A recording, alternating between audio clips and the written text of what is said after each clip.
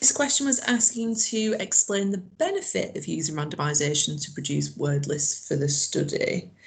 Now, you needed to put some terminology in, and what it was looking for was randomisation eliminates investigator effects or investigator bias or researcher bias, however you want to refer to it.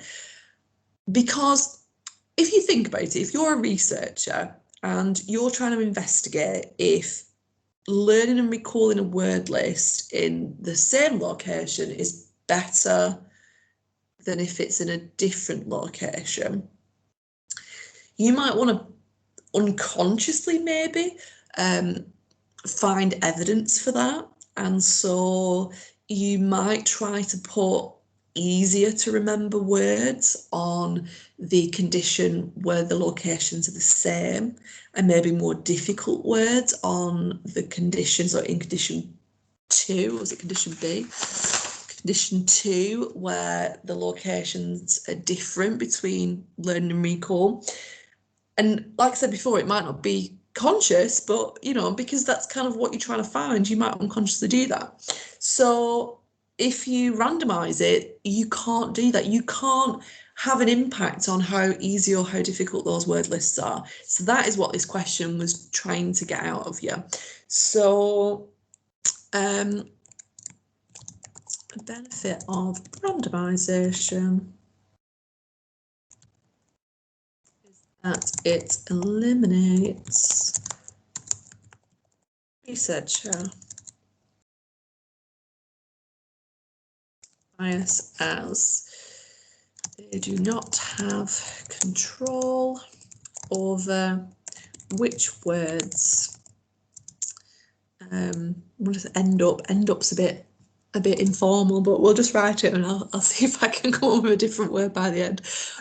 Over which words end up on which list, and therefore prevents one list being easier than the other. For example, the researcher consciously trying to make list A to support their predictions, something like that. You don't actually need all this detail, to be honest, but this would be like a really good one.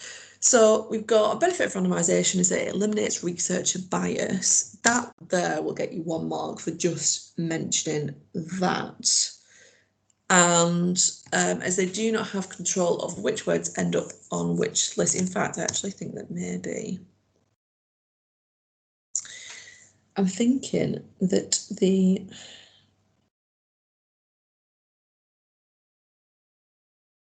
oh no, in fact, you could probably, there's different ways that you can get 1 mark rather than 2. So you can mention researcher bias, but you do need an explanation on there to get the 2 marks, but you also need a link to the study to get the 2 marks. So really, when it's a 2 marker, it's not really asking you to do just 2 things, it's asking you to do 3 things if it says this study, because what you've got to do is put some terminology in, you've got to explain that, and you've also got to link to the study. So don't be fooled by 2 markers. They're usually wanting a lot more from you than just 2 things. They kind of want you to do 3. So we've got eliminates researcher bias. They do not have control over which words end up on which list, and therefore prevents one list being easier than the other. For example, the researcher unconsciously trying to make list A, which is the same location, easier to support their, in fact, I'll put that there, to support their predictions. So that would have got you 2 marks.